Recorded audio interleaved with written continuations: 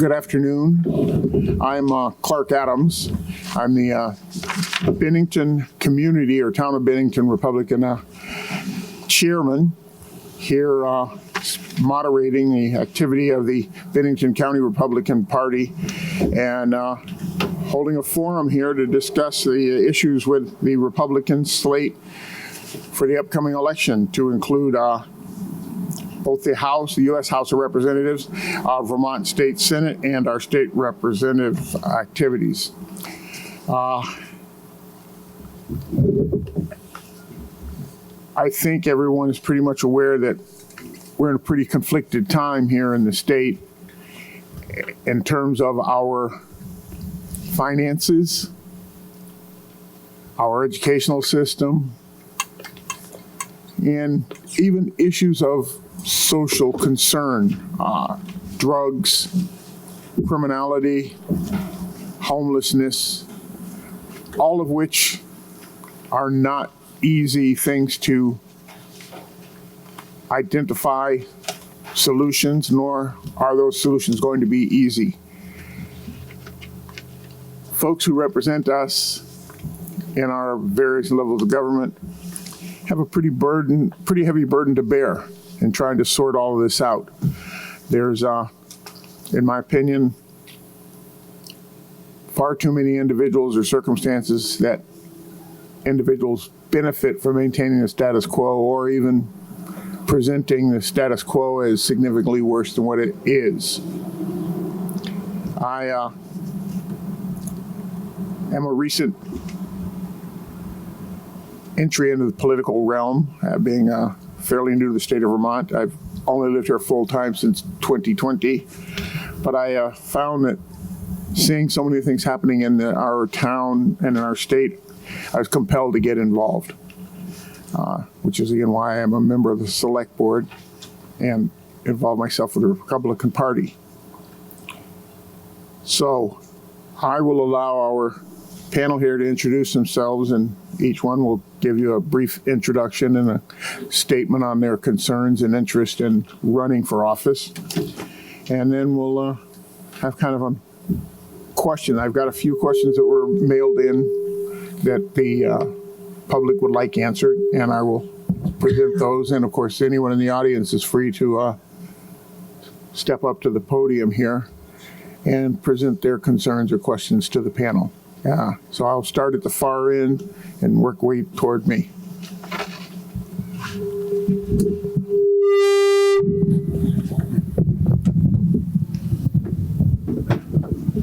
This microphone's not going to work in front of the speaker. It's just picking up all the speaker noise. My name is Mark Karsta. I'm the Republican nominee who just won the primary for U.S. House of Representatives. Politics.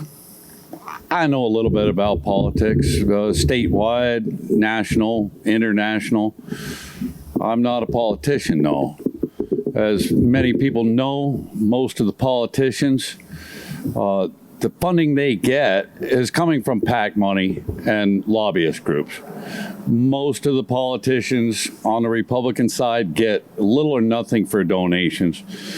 So that's why our government is the way it is, because everybody is elected by PAC money and lobbyist groups. So, like I said, I'm not a politician. I'm running for Congress to help bring some sanity, not only to Vermont, but to the federal government as well. That's not easy. It's not an easy task, and it isn't something that can be done alone. There's only one thing I can promise you, that if I get elected, you will know what's going on down there in D.C. And not only will you know, that information will be available for every other state and every other American citizen. And I'm going to pass the mic to Joe. Thanks, Mark. My name's Joe Jervis, and I'm running for Senate for Bennington District. Mark talked about politicians. My view is we need to bring public service back into what we're doing in the Senate and the House of Representatives. I've got a long history of being a servant leader. I spent time in the missions field.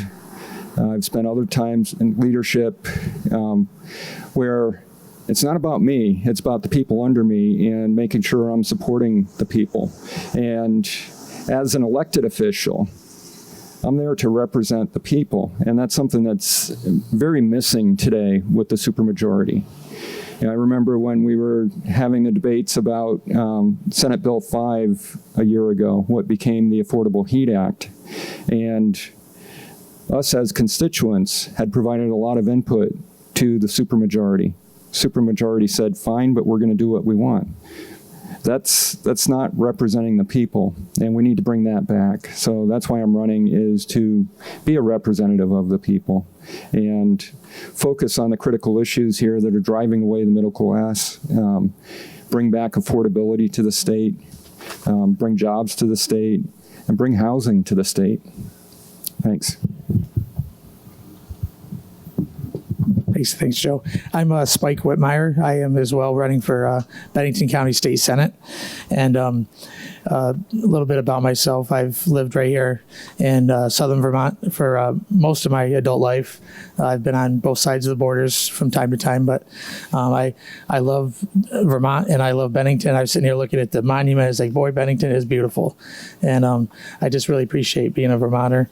But I like, these guys stole my points, but the reason I'm running, one of the biggest reasons I'm running is to empower the voter, the voice back to the voter. It seems like as party agendas and political infightings become more and more the norm, the voice of the people's got lost in all the fighting, and that shouldn't be that way. And I do want to bring transparency back to the government. I want to bring the will of the people back to the government, and I plan on doing that by posting on my website every week what's happening up in Montpelier. I want to post at the beginning of the week what's going to be debated on, what's going to be voted on, and give everyone in Bennington County a chance to respond to my website and tell me what they think about what's happening, so then I can turn around and represent the people accurately. And I think that's vitally important to do. And a little bit about myself. I've been a community service my whole life, for probably 30 years in different areas downtown here, from working with the poor down on River Street and School Street, the soup kitchen for 25 years, trying to encourage and give them a hand up, the people there, with children and youth. I've worked with youth groups for about 20 years, 10 or 15 years, worked at a teen center down on 200 School Street. I'm still running that, it's still running. We developed that so teens would have a place to go after school and something good, clean fun. We've worked with, I've been a volunteer for the Department of Corrections for well over 10 years, helping the prisoners who just got out of jail and trying to get back in society, help them to try to, get a foothold in society again. They really have the deck stacked against them when they come out.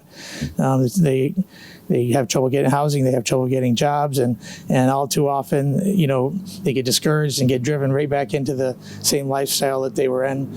And that's really why our prisons are so full, is because we have too many repeat offenders. And so I've really have a heart to help those who've messed up in their lives, paid their price, paid their crime, done the time for their crime, and help them so they get back on their feet so it doesn't happen again. I think it's very important. And also I've been a volunteer as the school board president of a local private school down over the hill here. And I've enjoyed doing that very much, and understanding how schools work more. I'm sure we'll be talking about it, but one of my biggest concerns is the cost of schooling, public schooling, that's spiraling out of control. And we have to do something about that, because it's all tied together. It's all tied to the housing, issues, and we've got to stop the dysfunction there. So I'll just hand it over to Bruce, and thank you. Does she have your microphone? Hello, folks. Bruce Booza here. And I wasn't running for anything. So I got written in for two places, Bennington County Senate and for Bennington District 1 representative. So we'll talk about that a little bit. And I got to fill you in on what happened yesterday at Montpelier and a few other things. But I'm going to go through my bullet points right now. My bullet points are going to be, well, when one moves in the course of human events, the laws of nature and of nature's God entitles us that we should declare the cause of our moves. So that's what we're all doing up here today. We're going to let you know why we're here.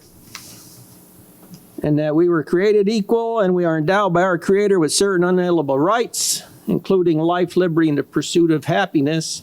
And that to secure these rights, governments are instituted among men, deriving our just powers from the consent of the governed.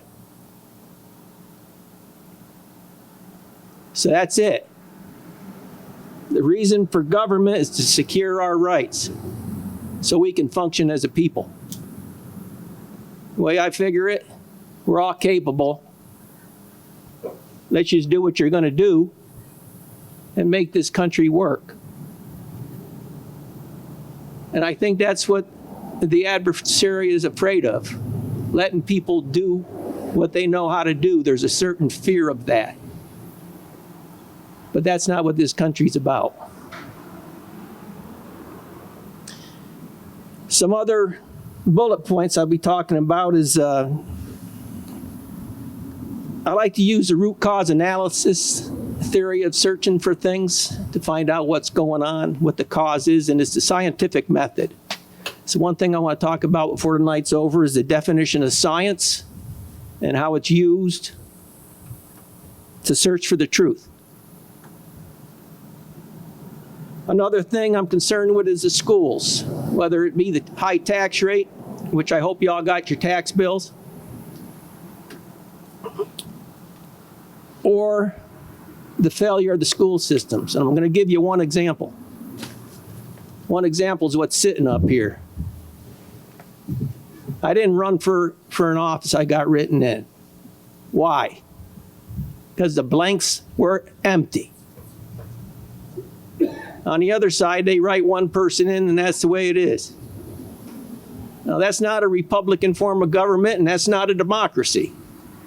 What in the world we got, I've got no idea.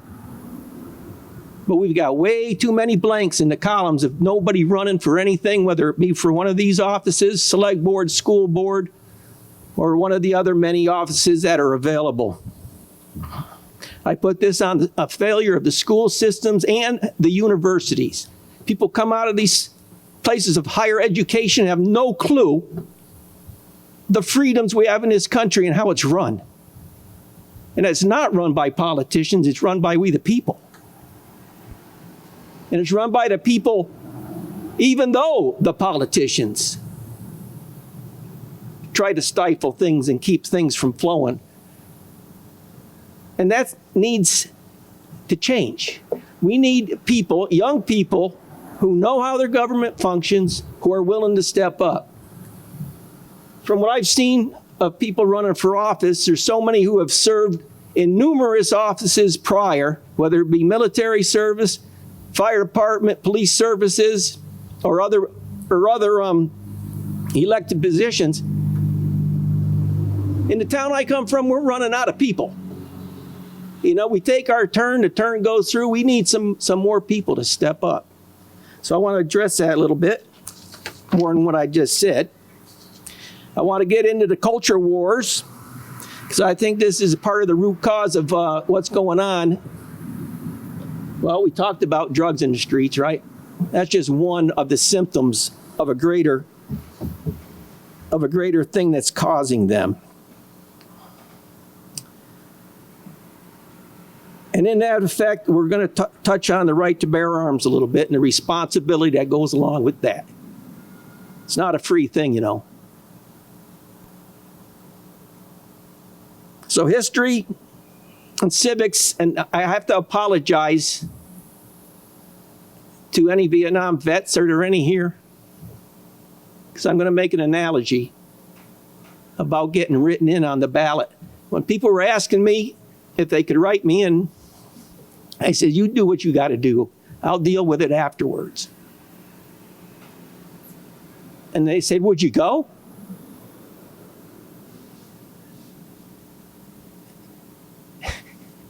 I said, you think people wanted to go to Vietnam?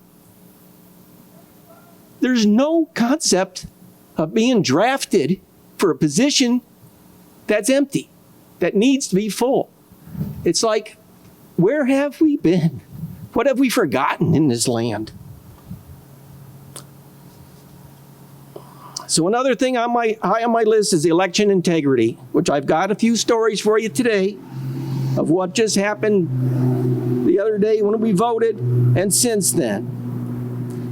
And my last thing on my bullet list is who's going to investigate the investigators? I hope you all know what I'm talking about there, but we can talk about that a little bit more later.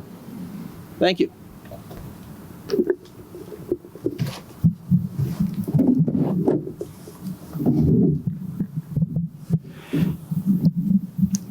Hello, my name's Anthony Cook. I'm running for Bennington District 2. I'm a businessman. I was born in Bennington.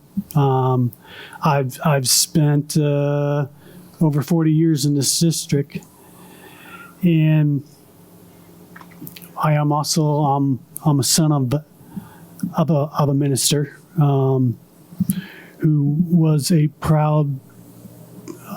He would preach Lord's salvation to anyone who would listen, and the dedication that he had inspires me to help the community here. My dad passed away in 2020. I've always thought about running for politics. I know my parents always wanted me to be a pastor, but just wasn't for me. It wasn't my calling.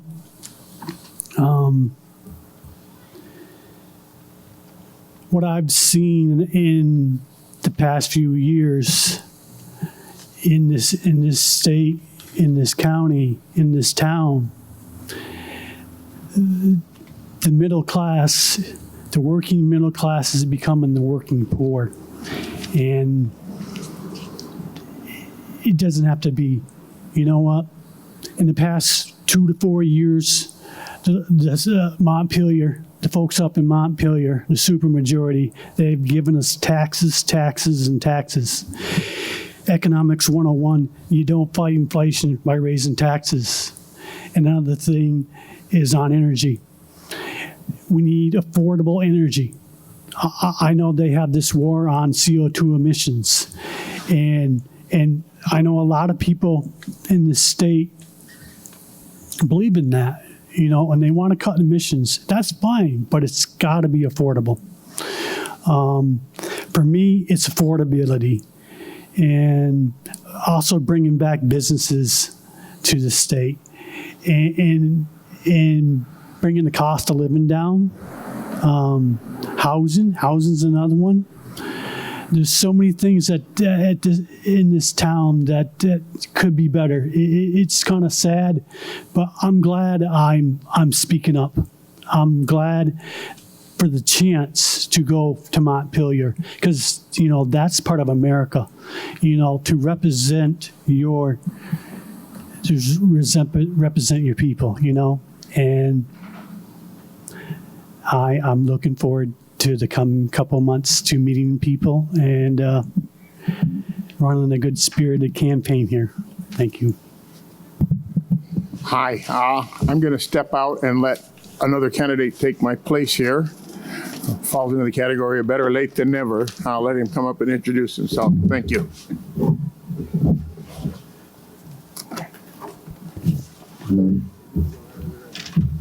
Why don't you walk around the other way? Up the ramps up there. I apologize.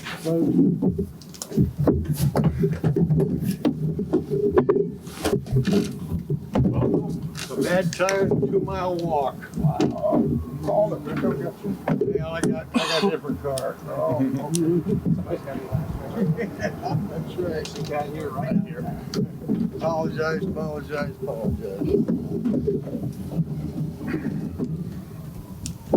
You'd probably rather listen to him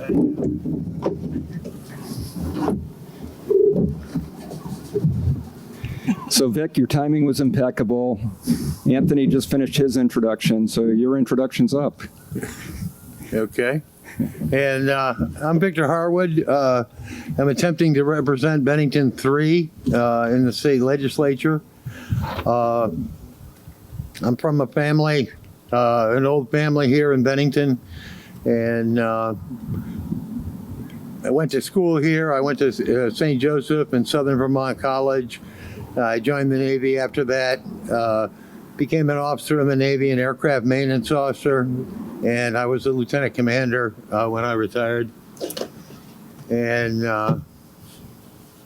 they're changing my name now on the front. And but anyhow, after that, I became a defense contractor. I kept my tentacles up here. My family's from here. Most of my friends are up here. And I have followed Vermont politics for a long time. I didn't return. It took me about 37 years to actually physically return and live in Vermont.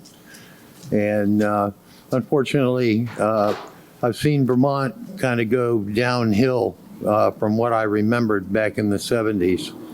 And after having been here approximately 8 years, I decided, hey, somebody's got to step up.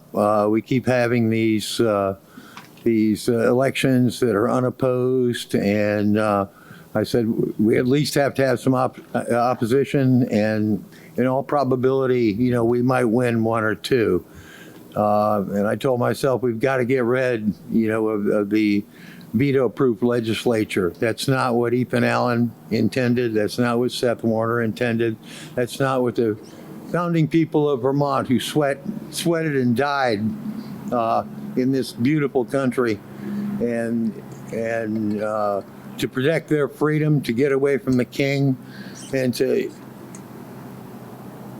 eliminate the suffocating taxation and the misuse of the population. I think I'm kind of well qualified for it. I did model Congress and was the #1 debater for Mount Anthony, but it was at the New England Model Congress. I was on the debate club in college. I love to debate, whether I agree with the subject or not. I think that's a big part of debate, and I don't think we have enough debate nowadays, and I'm well willing to engage for the people of Shaftesbury, the people of Glastonbury, and the people of Sunderland. My goal is to make sure that this entire state knows where those towns are. That's my real biggie. I think that I'm starting to think that the parties, even though the Republican is less than the Democrats, the loyalty seems to be more for parties nowadays, especially nationally, than it is for the nation or the people that they represent. I want to represent the majority in Shaftesbury. And I think if the majority in Shaftesbury becomes more aware of the issues and the ridiculous things that are happening in Montpelier, if I can make just life a tiny bit better, especially for senior citizens who are just completely suffocated. I'm surprised they haven't moved to Florida yet. I'm surprised that I haven't, but I'm going to stay here. I'm going to stay here, and I want to fight for the people. And I've got a proven record of that with combat experience in 4 different areas during the course of my career. I'm not afraid, and I'm certainly not afraid of criticism. But anybody can criticize me for being late and having a flat tire on the way here. Thank you.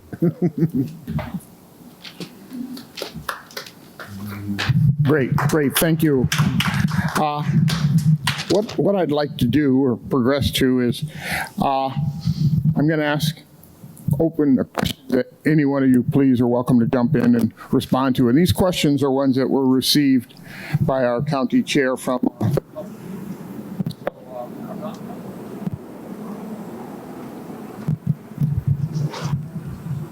This isn't mine. oh. This is somebody. Okay. Yeah, these questions were sent in by the public. I'm not going to be able to ask you all of them because I think we'd all like to get home for breakfast tomorrow. So I'll give you a few here.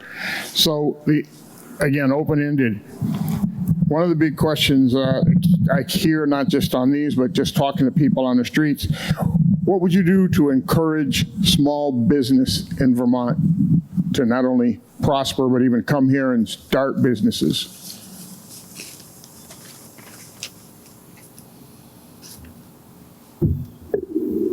Well, evidently there must be a problem why they're not doing that. And my guess it's got something to do with Montpelier, and it's got something to do with a lot of the zoning bylaws and all, and where they come from, and that it's real easy to take advantage of bylaws in order to, well, prosper your own self or keep something else from growing. So, but I wanted to tell you my definition. There's a difference between free enterprise and capitalism. My definition of free enterprise is you come and you open a business and you do your best and you do what you want to do. Then capitalism comes along when, well, you know what? I did the same exact thing that guy did. I had opened a lemonade stand on the street and I had a room for 2 cars to park. I think I'm going to petition the town and see if we get a regulation in that you got to have parking for 5 cars before you can open a lemonade stand. And I think that's what's been going on. And if we can curb some of that stuff, I mean, I think it needs to be curbed. People are using the whole zoning thing is set up to protect the environment, but from what I see, a lot of zoning regulations, they go far beyond protecting the environment. It's my take. Joe?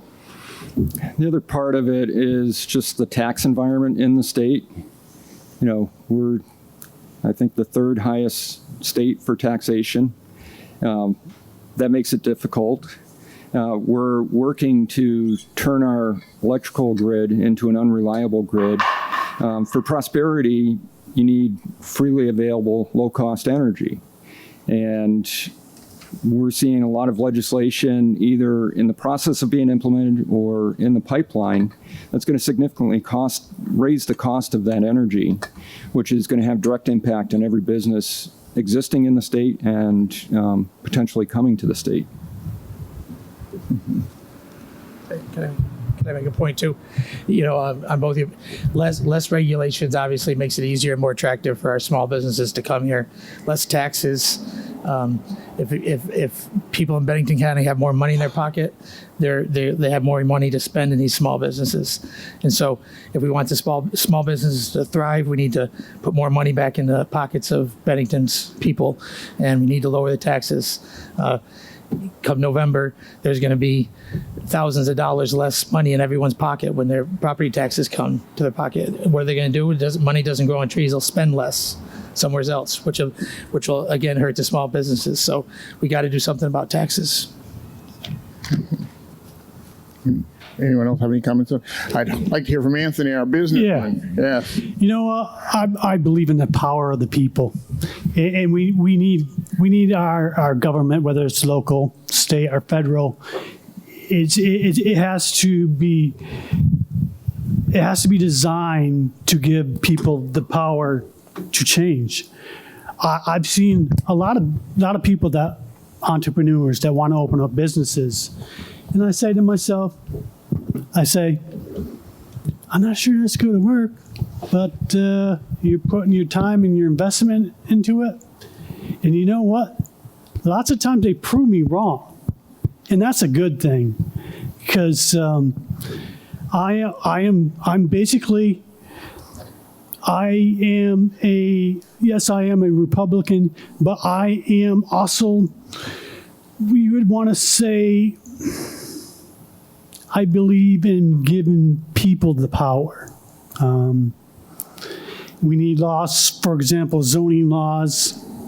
They're good intended, but when they hurt people from advancing in their goals and say creating businesses or a simple house or something like that, that's when you need to give power back to the people, say the local people, so they can change the zoning. And it's an ongoing fight, but this is our country, and we got to fight for it. You know, we got to make Vermont a more business-friendly place. We got to definitely lower taxes. Like I said, economics 101. You can't fight inflation by raising taxes, and you can't bring people to Vermont by raising taxes either. And that's all I'll say right now. Anybody else? Yeah. I got a brief thing. I am running for a national office, and I don't want to elaborate too much on it. First and foremost, I want to thank every one of these gentlemen for stepping up to run for office. It's incredible. My heart goes out to them. I wish them all the best. It's going to be a challenge to fix Vermont. I don't want to go on and on about what I've seen living here in the last 51 years over conundrums to make it more difficult for businesses. But I appreciate each and every one of these gentlemen that has stepped up to run, and that'll be enough for a moment.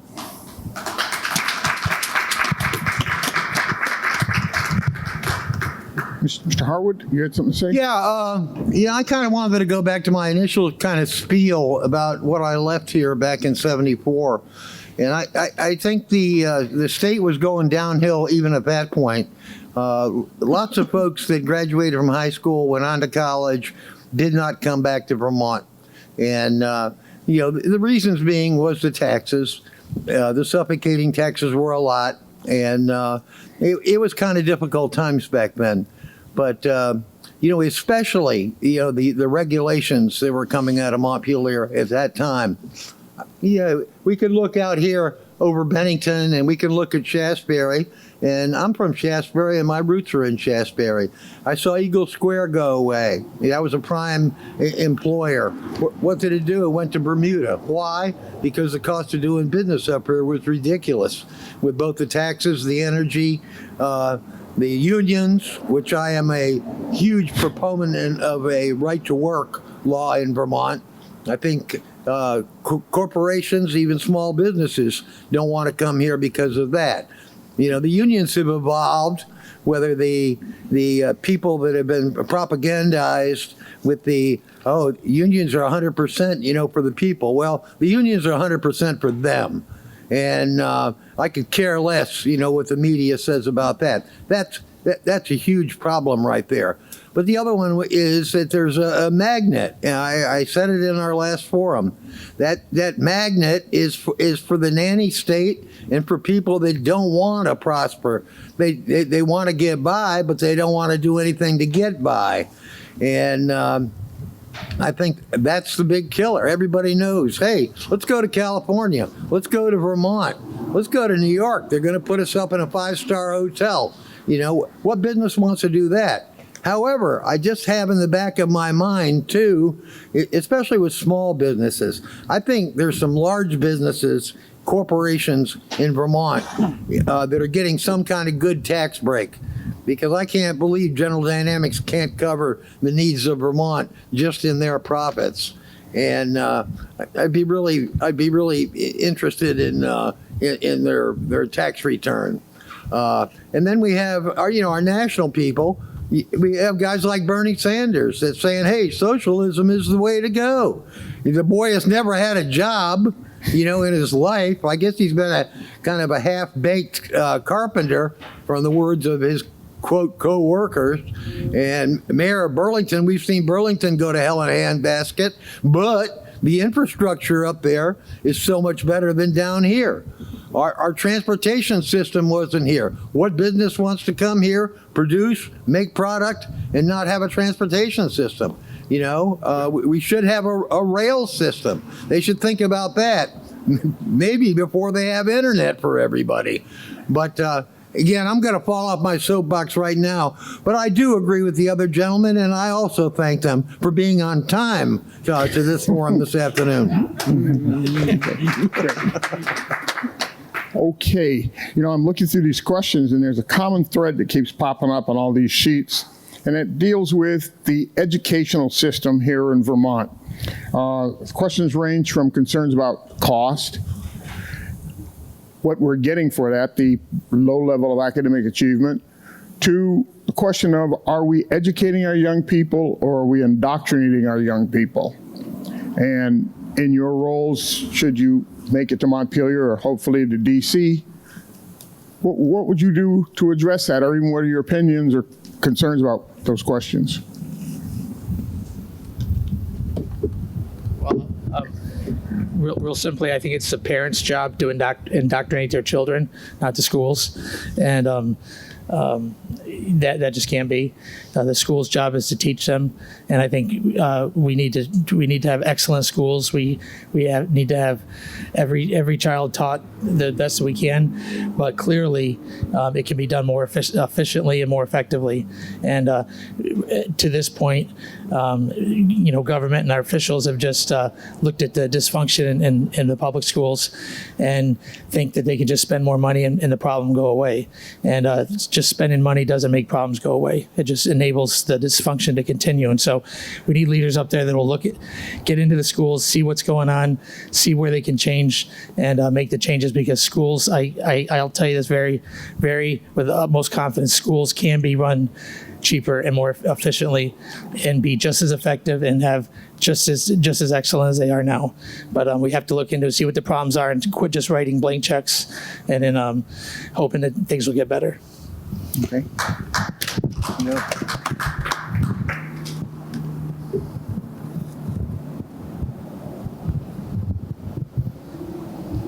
Back away from the speaker again. Vermont schools, goodness gracious. I attended the Marxist Indoctrination Center called Leland and Gray Union High School. They taught everybody that the Democrats were for the people and the Republicans were for the rich. The Republicans reinforced that by looking at people like they were better than they were.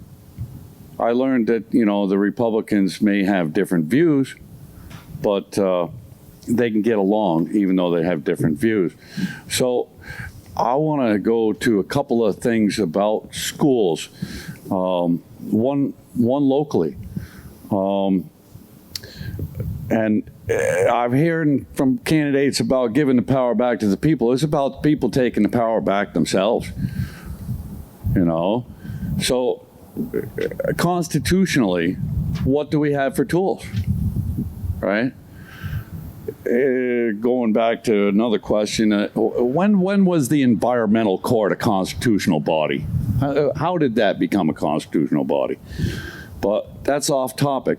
So as to schools, we had an issue that happened. I believe it. Bruce, tell me if I'm wrong. I believe it was in Whitingham. Teacher addressed a student of a fairly prominent family who was developmentally disabled and kind of went over and is like, you don't have to be a boy if you don't want to. And the parents got together and they discussed what they were going to do. And about 25 or 30 of them talked to this teacher in private and says, we don't need people like you in our school system. You're going to step down and retire or, you know, resign, or we're going to go national. Well, he didn't just resign. He resigned and he moved out of town within 2 months. You know, that's a success story. That's the people taking their power back. There was a story told to me by General Flynn down in Groton, Connecticut about a little old lady that came up to him. I don't know how old she was, but you know, he's not super tall. She came up to him and she told him about a school superintendent of schools. She went and talked to the superintendent of schools. Says, we don't like what you're teaching our children. We don't like the education system. And the superintendent of schools just patted her on top of the head and said, you don't know anything about education. And 2 years later, that little old lady had been organizing and rallying the entire community, and they voted out the entire school board, and they voted in their own people, and the superintendent works and is hired by the school board. And they called the superintendent in and they said, we don't like what you're doing with education. You don't know anything about education. You're fired. You know, another success story in Londonderry. I don't know, Joe probably knows about it. You know, people's rights, people's human rights, life, liberty, and the pursuit of happiness. The Planning Commission thought they were going to regulate when people could work. You got to make hay when the sun shines. If you can only truck logs between 3 in the morning and 10 in the morning, you truck logs between 3 in the morning and 10 in the morning. You know, if you can only cut hay on Sunday because, you know, you got 3 days to dry it and bale it, you cut hay on Sunday. And when the Planning Commission tried to say, oh, well, you can only do work around town and in town on certain hours, 100 people showed up and the entire Planning Commission stepped down. So that's kind of where I'm going. It's the people have the rights, the people have the Constitution, and they need to exercise it.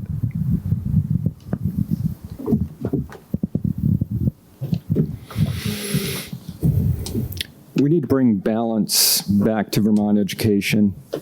The legislature over the last 24 years has done about 30 studies on how to fund education. That's not the question I want to ask. I want to ask where the spending is going in education and what are we getting for that spending. You know, a different Londonderry story. I was up talking with a constituent up there. They've got a son that's on the autistic spectrum. And when COVID hit, the son was in the 8th grade, but performing at the 4th grade level. Because of COVID, mom and dad got involved with his education because the virtual learning wasn't working for him. And in a matter of months, brought him from a 4th grade education up to performing at an 8th grade level. And that next fall enrolled him in Vermont Virtual Learning Center as an honors student.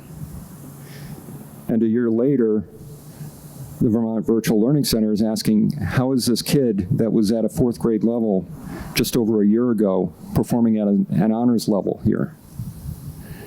But the director of the Vermont Virtual Learning Center knew the family and knew the story and knew the truth, that that child was finally in the appropriate placement for the child's needs and was making the achievement that he was capable of.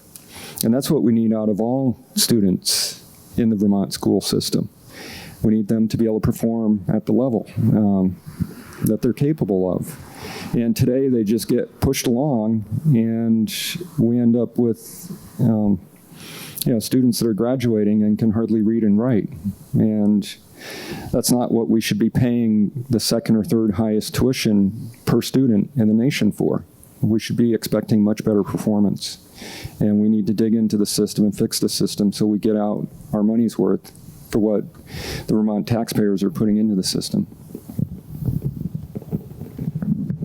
Okay. Oh, I didn't answer yet, did I? Oh, no, you didn't, but go right ahead. Talk about schools.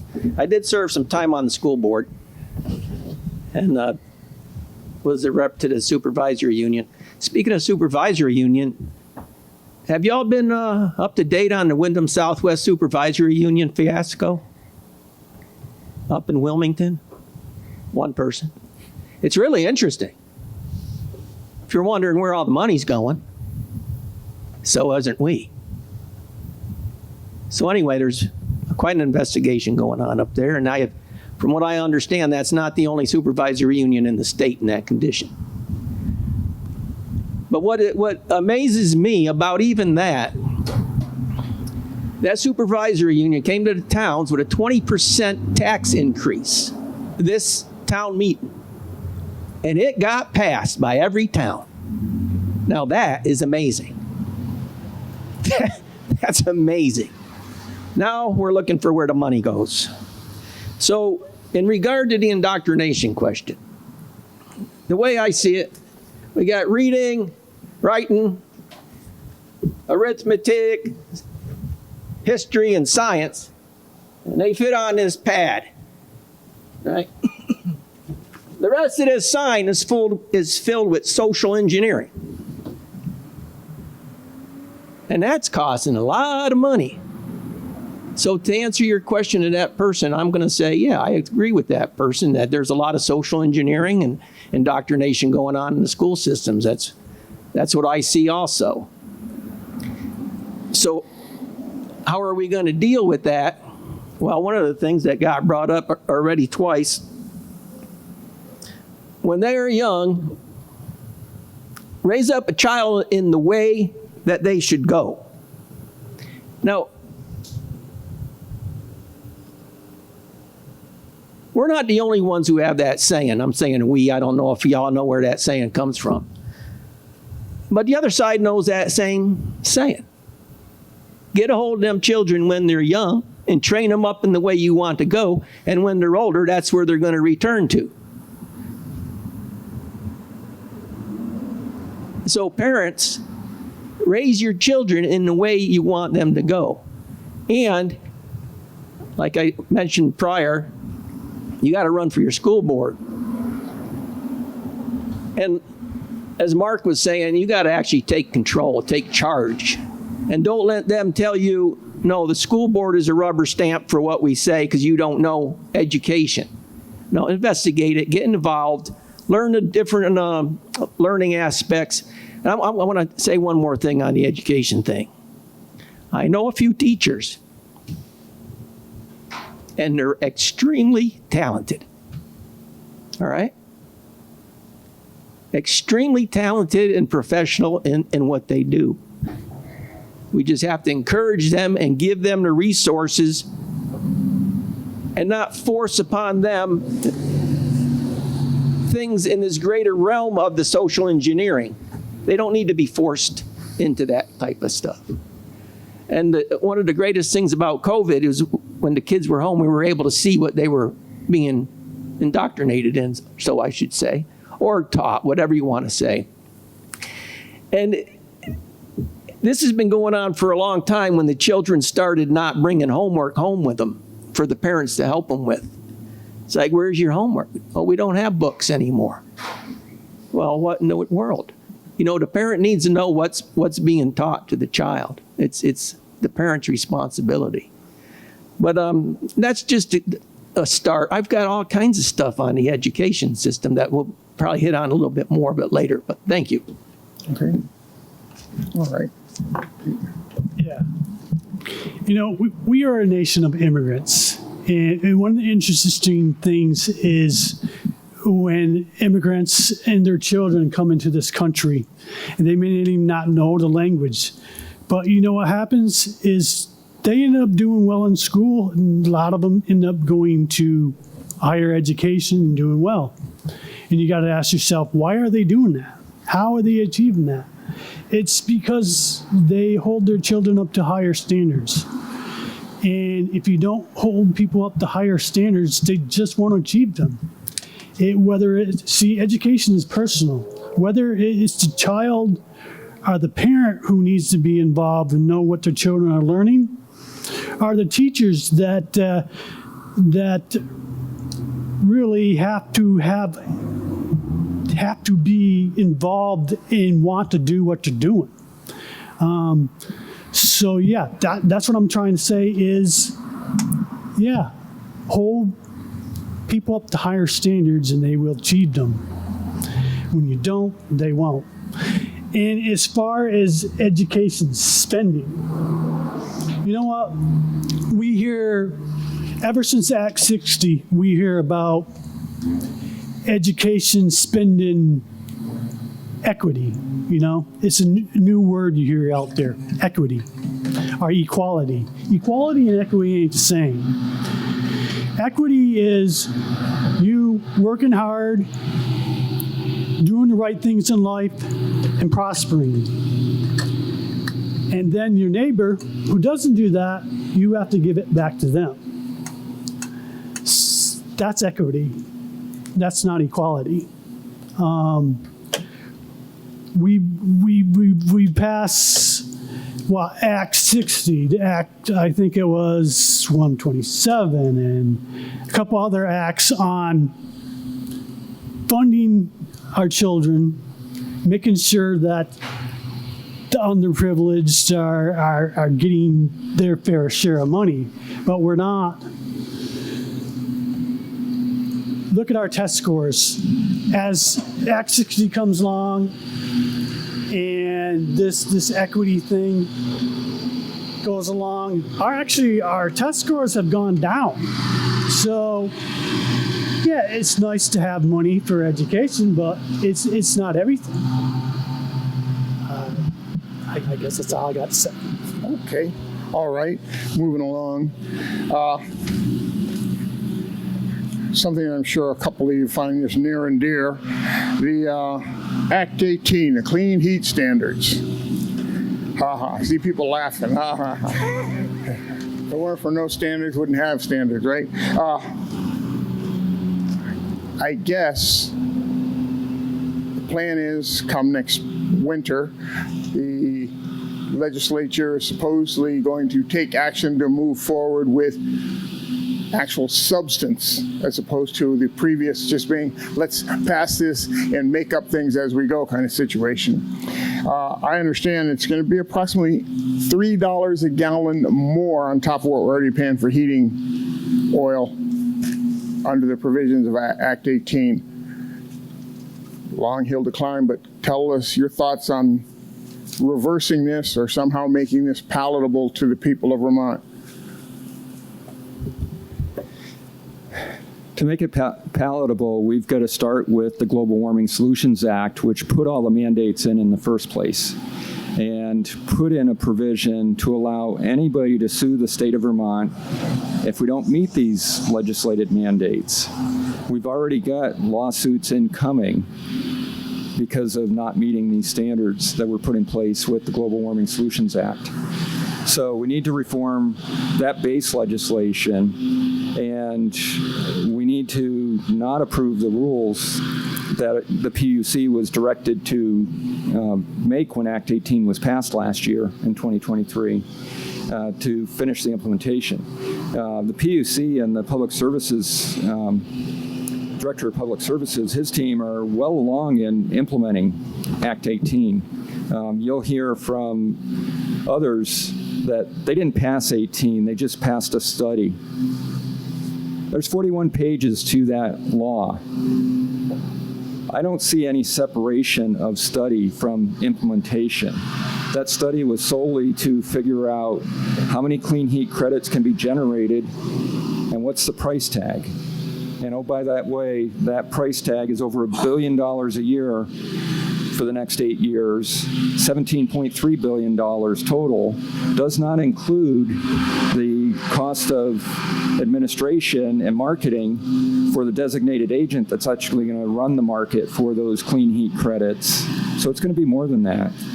And you take the size of our fuel market, $3 is a very conservative estimate. You know, we could see $4 or more quite easily. And Vermonters are going to freeze to death with that kind of a price for their heating fuel. You know, you're talking doubling the cost of propane, tripling the cost of fuel oil. I mean, tripling propane, doubling fuel oil. It's totally unaffordable.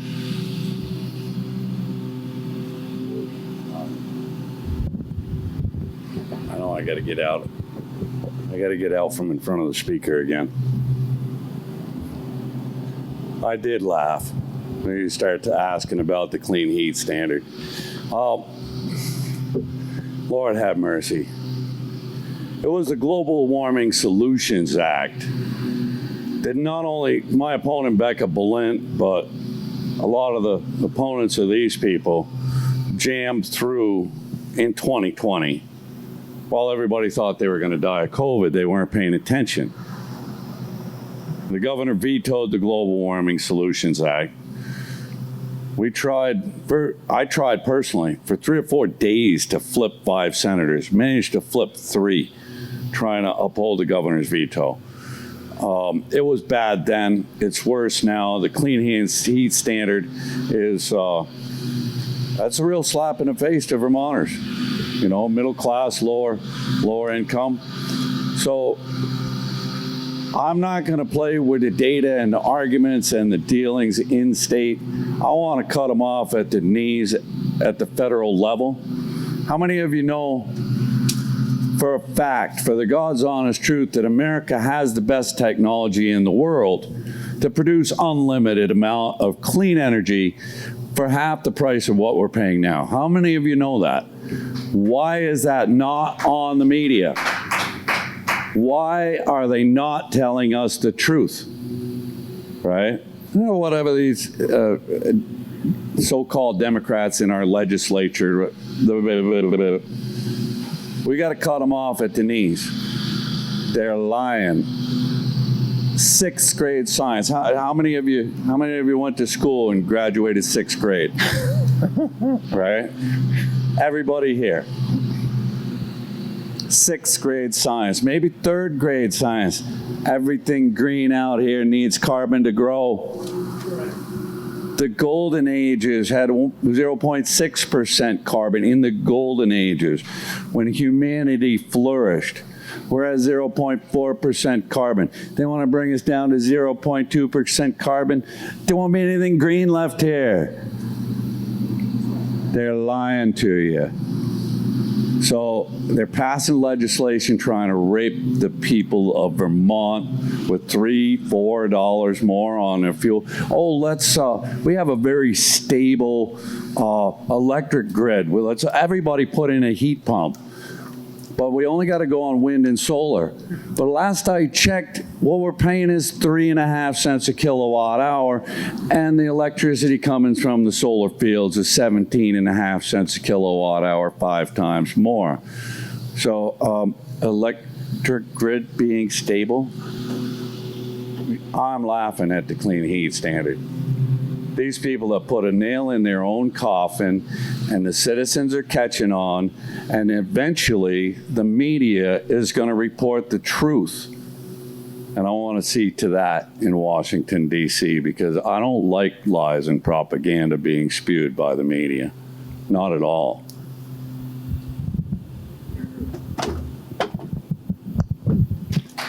Okay. Just for me to speak a little on that. Sure, absolutely. I'm not one who believes in stealing from one organization to give to another. And, to steal from one organization, we're talking about solar panels. I've been off grid since 19-something, I don't even know, 1993. And yes, we've tried to get subsidy more than 3 times. And since we're not connected to the grid, we don't count. So I don't know this, but it sure does seem like that extra tax money is going somewhere. And I suspect it may be going to people who's putting in solar panels and getting subsidized from it. And that's just not something that I believe is a fair thing to do. Let's put it at that. Okay. I'd like to say something too. Act 18, the Clean Heat Standard. I urge everybody to read it. I tell you, the libertarian side of me, when I saw the authoritarianism in that legislation and the way they dipped inside into people's lives, it kind of raised my hair a little bit. You should read that bill, okay? Yeah, I'm going to give it a shot on that one, too. It's near and dear to my heart. I am over 65 years old, and when it comes to these increases in prices, which they've done the last few times, even though it almost seems negligible, we've got a lot of people around here that I know that are senior citizens that rely totally on Social Security. You know, they don't have the umbrella of different retirements, and they're going to have to choose between heat and food, no question about it. And I think they've been doing that for the last couple of years, and it bothers me terribly, you know, when I think about that. But then I need to put in. I'm going to put in solar into my. I just moved to the old family homestead up in Shasberry. My previous house had solar hot water, and I'm going to get solar electricity and hot water, you know, in this place. But the way I look at it, I can't get any subsidies. I'm not a rich man, though I do have other incomes. Unfortunately, it's retirement incomes that the state of Vermont, differing from the surrounding states, taxes fully because of the income constraints. You know, you're successful and you get taxed, and your money goes to people that can't speak English or people that are in here illegally. You know, I follow the thoughts here at the end of the table, you know, about the lies. I hope the hell you didn't watch the Democrat convention on how everything is so damn good in this country now. You know, I almost think about the Jimmy Carter days. Didn't we love them? You know, I hear people complaining about interest, you know, on houses, you know, 7.5. Oh, God, the world's falling down. Well, I had a freaking 11.5 at my house in Virginia Beach and refinanced to 8, and it was like Christmas came twice that year. But no, the dictation, you know, by the legislature, it's like I mentioned in the last forum. Tell us how to compost. Come on. You don't have anything better to do than that? You just want to see your name on a bill, you know, in the archives? Do you think people really care about it? My new house, if I don't get solar in, I'll tell you what, I've got 2 fireplaces there, and I've got a big set of woods behind me that I own. And you know what? Catch me if you can. I'm going to heat my house. There. Okay. All right. Another series of questions seems to be popping up on many levels here. Issues of illegal aliens here in Vermont. The services they require that are funded either locally or federally, and how their presence is impacting on not just our schools, but the housing situation here in Vermont, and to some degree, the healthcare system. Your comments, positions on addressing these issues.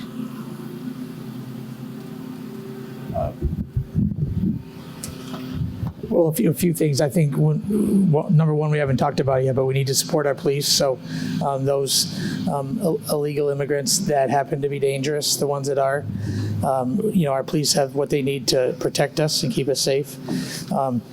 You know, another thing I think we should look into streamlining and easing the process of immigration, so the ones that want to do it the right way can do it more efficiently.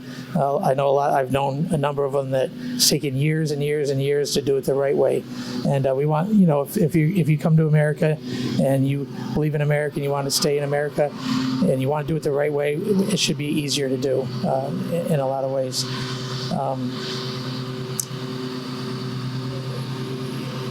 You know, like a few people said, you know, we've all come from immigrants, and I love, you know, my past. My great grandfather was from Germany, and you know, I'm glad we were able to come to America, but we have to do it the right way. We can't this free for all.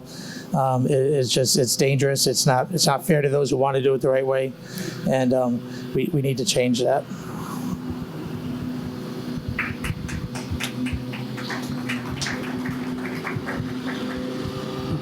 So I want to address immigrants. My grandfather was an immigrant, and I apologize for the lawnmower.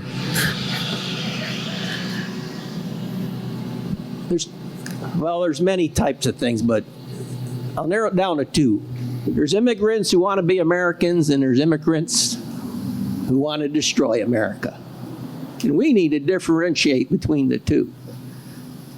There's also immigrants who seriously are persecuted and fleeing. And then there's immigrants who are not, who are here for a different cause. And we need to separate the two. In my experiences with large groups of immigrants, the ones who have come here legally for a reason are on fire. And they're Americans. And the way I look at it, there's Americans all over the world, only they're not here. And if they are able to come, I welcome them. But if they come to destroy America or want to do something other than being an American, I would call them militants of some sort. And there's plenty of them here.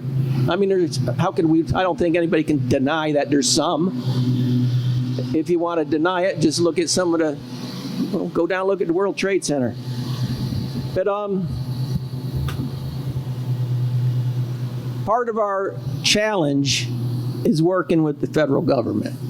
So I do think the state of Vermont should legislate legislation that if an illegal is arrested for some kind of crime, violent crime, let the feds send them back to where they come from. That's evidently they don't want to be an American and they want to destroy something in this country. And for the other ones who are here seriously fleeing persecution, I applaud them for making it. And let's hear your story. That's my stand.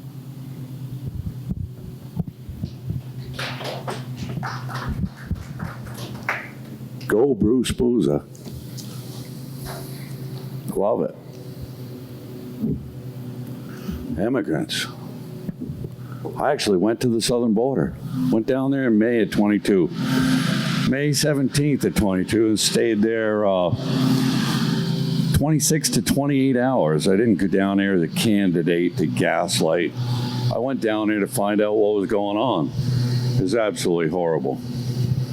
But for immigrants, these gentlemen have some good points. My father was an immigrant.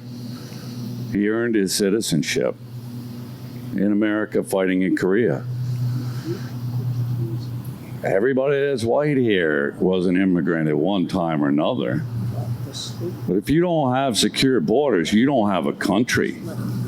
It's bad down on the southern border. It's bad up on the northern border. Why are we paying for the borders of Jordan and Israel? Serious border walls, and we don't have an closed border ourselves. And anybody that wants to debate immigration reform, run along back into your black box with no lamp. We secure the border first, legal immigration only. No ifs, ands, or buts. You got to follow the laws that already exist. You don't negotiate new laws to try and change what the problem is. You got to follow the laws. You know, I mean, as a teenager, maybe even pre-teens, I worked with Vietnamese refugees. My mother worked with Vietnamese refugees. I went as a translator for one of them to New York City. You know, we had them here in Vermont. There are a lot of good people that come to this country. And there's a lot of crazy stuff going on. The fentanyl is part of the open borders. It's killing 100,000 people a year. We're making the cartels rich that are operating in every state, and that's being done by our federal government. This needs to stop. Yes, they're in every city. They're noticing them. And the people of Vermont are livid. It's like, why are these people coming out of the grocery store with 3 wheelbarrows worth of groceries, and I can't even afford 1 bag of groceries? Who's paying for this? What's going on? Yeah, there's a problem. The problem is who's funding it and who's shipping them. And it's not just here. I had to drive back from Milwaukee from the national convention. I had a summer flu. I had fever, everything, all the body aches. I couldn't get a hotel anywhere. And it isn't all about me. I wasn't the only one trying to find a hotel. In 200 miles, you couldn't find a hotel. Other Vermonters had to sleep in the airport in South Carolina. All the hotels are filled with non-citizens they're flooding our country with. It's not a joke. You're talking 10, 15 million non-citizens have come across the border since the border czar Kamala Harris took over as the border czar. You know, it's crazy. What I saw on the southern border would turn your stomach. It wasn't just a cartel with binoculars sitting on every hilltop on both sides of the border, on the U.S. side and the Mexican side. It was the rape tents. The rape tents that you could look over and see the rape tents and the cartel ranches where they burn their clothes and give them all new cell phones and new clothes and all the documents and the paper and the children's undergarments that you find on the ground on the trails. It's horrible, absolutely horrible. So let's not start negotiating. We need to close the borders.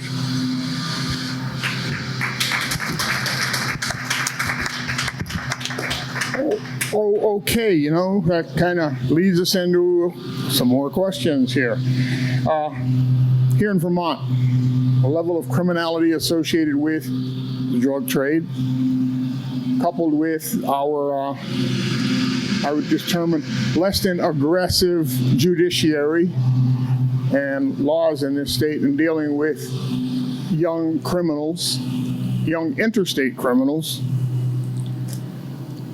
What are we going to do? How do you propose we address this? Well, like I mentioned before, obviously the first step is to support our police. That first and foremost, they're the ones who put their lives on the line to protect and keep us safe, and they need to have absolutely everything they need to do that and to function. They need to have the best technology, the best armor, the best car, and increase our police force so they can do their job. They're not spread so thinly, and the small towns in Bennington County and Vermont are covered better as well with police, because a lot of times I've heard stories where a certain community doesn't even have a police. If there's an issue or a 911 call, they have to call them from a different town to come over, and that shouldn't be. We spend millions and millions and millions of dollars on things like immigration and such, and yet we're not giving our police what they need, and not to mention our vets, and what we take better care of others and forget about our vets. So obviously that first thing we need to do is support our police and be thankful for them, respect them. There's been this underlying disrespect for police lately that is coming up in the next generation, and those who fought for this country and such need to take the next generation under their wing and explain to them that those who've put their life on the line in the Army and the Navy and the Air Force, Marines, Coast Guard, and our police as well, we need to respect those who've done that for us to keep us safe. And the other thing is clearly we have to stop the flow of drugs coming into this state. We all too often try to deal with the problem and not the cause of it. And we have lots of drug rehab centers and mental health clinics and all these things which we need to do, but we need to stop the problem, which is the flow of drugs into this state. And again, that's going to take the police to do that. And secondly, I just think we need to encourage our younger generation, that give them a hope and a reason to live. A lot of people turn to drugs because it's a quick fix. It's a quick make me feel good feeling, and they don't have any hope for their future. And we need to be a society that encourages the next generation, lifts them up, puts them on their feet, and says, you can do it. You can be successful if you try, if you work, if you finish school. And if they have a hope and a reason and something to drive them to succeed, I think they'll be much less likely to turn to drugs and alcohol. Spike's talking about support the police. Part of that supporting the police is having a judiciary that actually works. I've talked to business owners. Crime that's not prosecuted, it's not helping the problem. I've talked to law enforcement officers. They're out there risking their lives, and there's no justice for those that are committing these crimes. There's no convictions happening. They're getting no cash bails, where they're immediately back out on the street, even with violent crimes. Part of that goes back to we the people. We elect our state's attorneys, and if we're electing state's attorneys that aren't upholding the law, we the people need to make a change. And that's part of our obligation when state's attorneys come up for re-election. On that note, both you and Spike, a lot of people aren't aware of the Judicial Review Committee that the Senate composes to look at the records of judges and their application of the laws and so forth.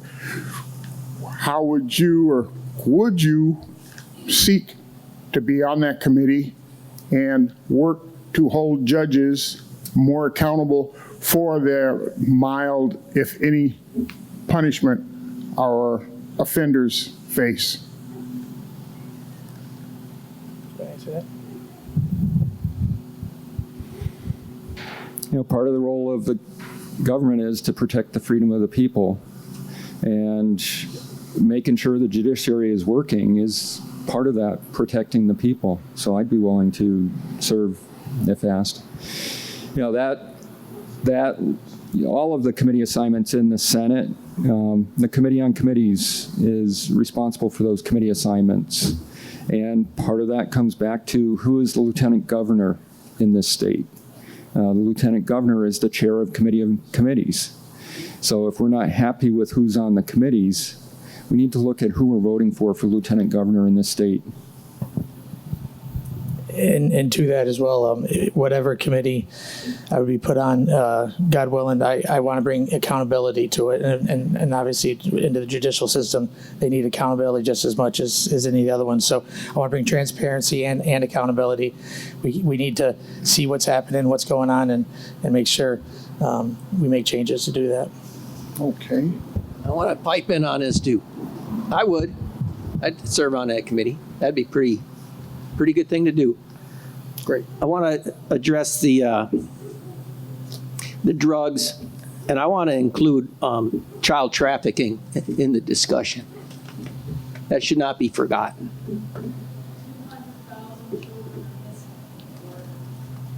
And they're somewhere.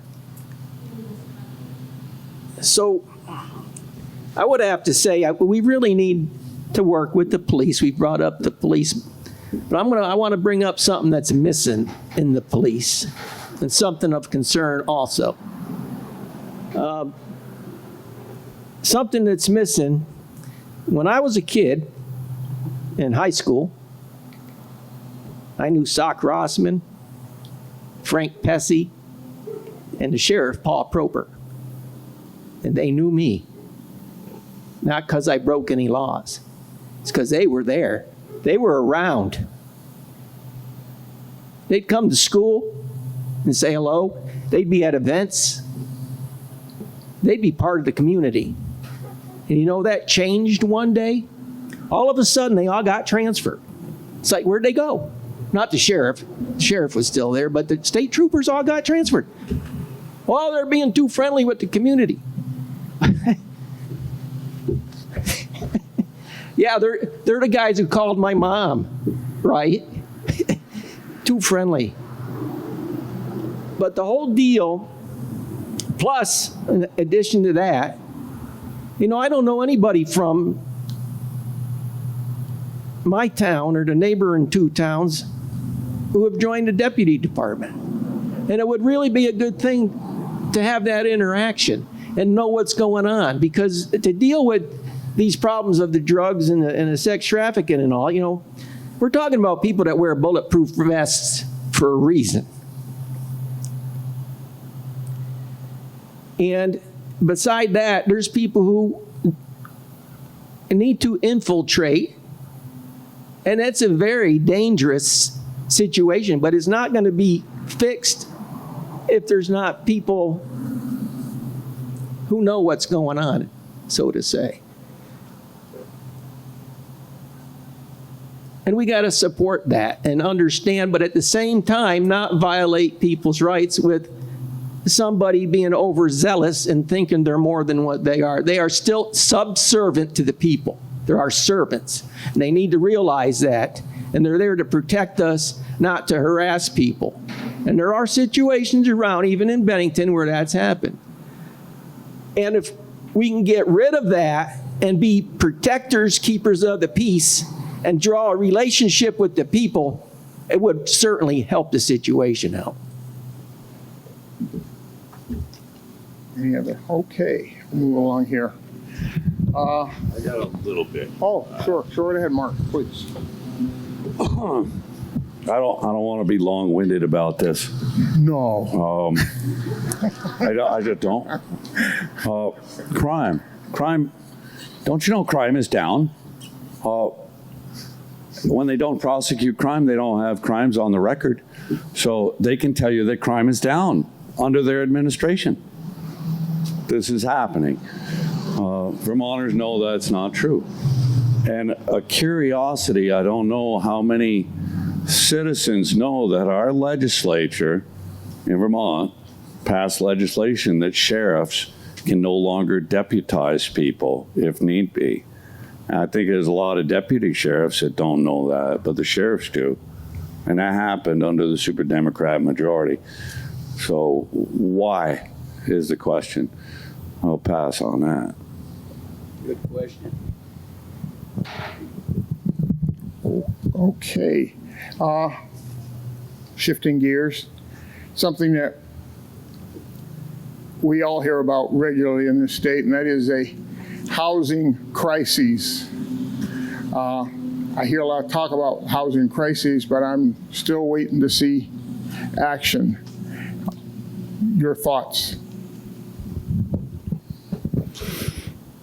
Part of the housing crisis is a regulation overburden crisis. I stopped and talked with a constituent the other night. Their son is building a simple garage with an apartment over it. He's being required to build 8-inch walls because of the residential energy code. 6 inches of conventional insulation, and then another 2 inches of foam outside of it. The house we live in was never built like that, but all this burden of regulations has come in. I have a neighbor that had to replace a septic system this week. So now a quarter of the yard is taken up with this mound system, and that's the standard that's being put in here. So, you know, $60,000 here, $100,000 there, and all of a sudden this simple 720 square foot home is going to cost this young man $500,000. Fortunately, his parents have some resources, but most young men, you know, they'd be going elsewhere to find a home and not spending $500,000 for a 720 square foot home. Again, boy, well, you keep stepping and stuff for me.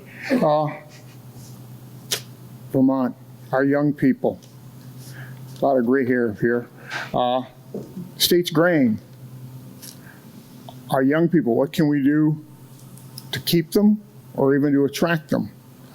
I know everything, issues from housing to jobs, healthcare, all those things are issues, but do you folks have any ideas on what we can do to keep our kids and our grandkids here so we don't have to move to North Carolina or Florida to see them regularly?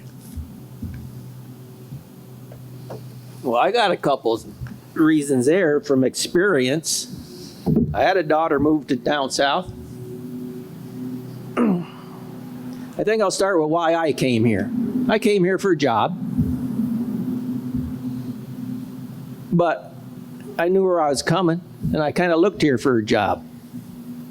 And the reason why was because I had been, well, over 3 different oceans and quite a number of states in this country, and this seemed like a pretty clean place to come to. I mean, things were pretty crazy out there. And to get some solemnness and to get away from the madness of the world.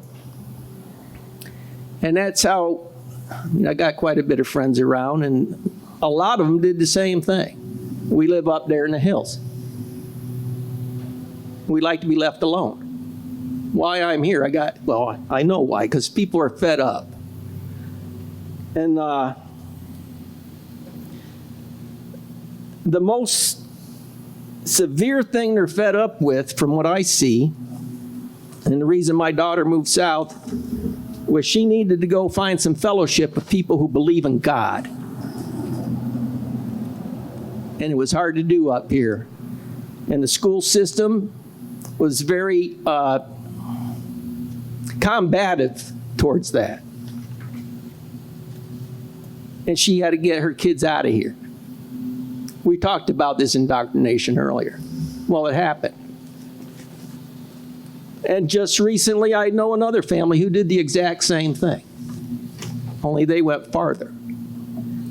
And people don't look at that concern. They think it's all about jobs, but it is for a lot of people.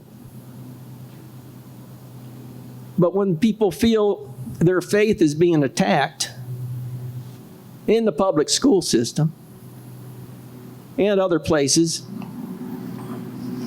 they find somewhere to go where they're not going to be attacked with their young children while they're homeschooling them because they couldn't put them in these public school places. And I'm going to bring this up right now because I don't want to lose it. The culture wars is another reason. Some people come here for the culture war. Some people leave because of the culture wars. But this whole idea, we were endowed by our Creator with certain unalienable rights. Well, if you don't believe in a Creator and you're being told in school there is no Creator, where in the world do you get your rights from? And not only that, we're creating, I'll use the word infidels. All right, that's a pretty famous word in the Muslim community, but it's a word in the believers community too. It simply means one who does not believe in the existence of God, who will reward or punish in this world or that which is to come. And that's what's being taught in some of the hypothesis theories in school, which I would love to challenge and tell you some about, but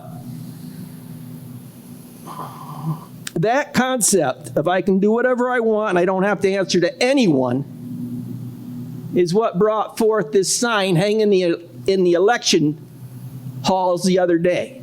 This is something new.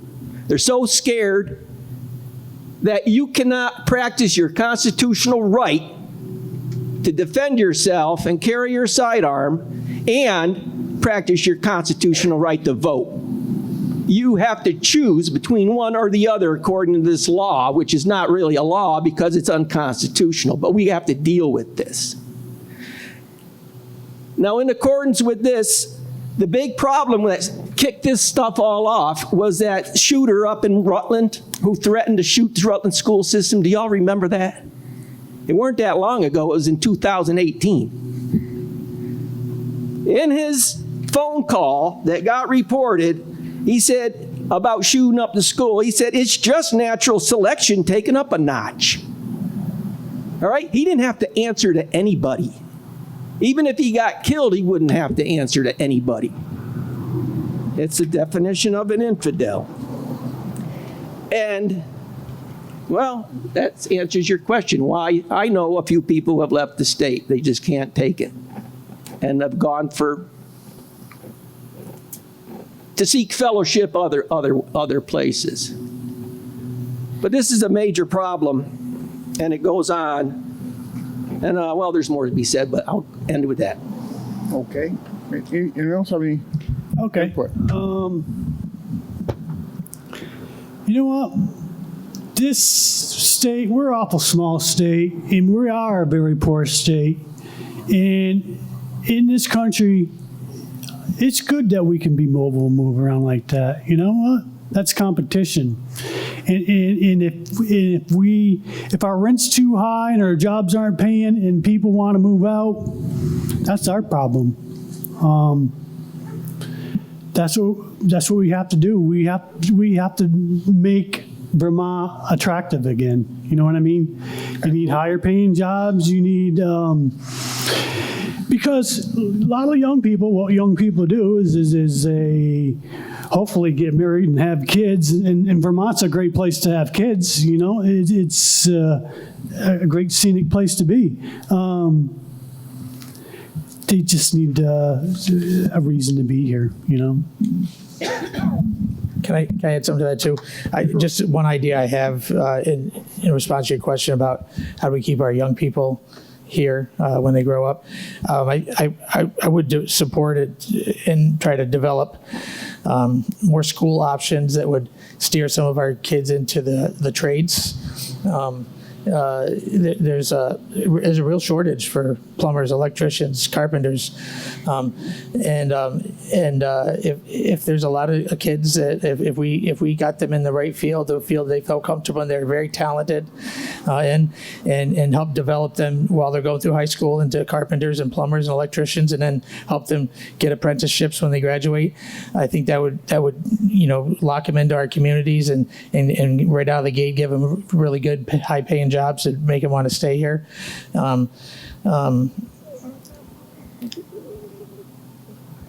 There's so many trades people that are making more money than college grads, and so we should somehow work within the schools to develop programs that will actually make. I know in North Adams they have a pretty good program to produce electricians and carpenters, and we do to a sense, but we don't actually take the next step where we actually the kids or the students are to the point where they can separate into an apprenticeship, and so we need to do that. I think that would help give a lot of kids that really, necessarily don't want to go to college, but don't know what they want to do. If they have a skill and a trade graduating, I think that would be huge for their success of their life.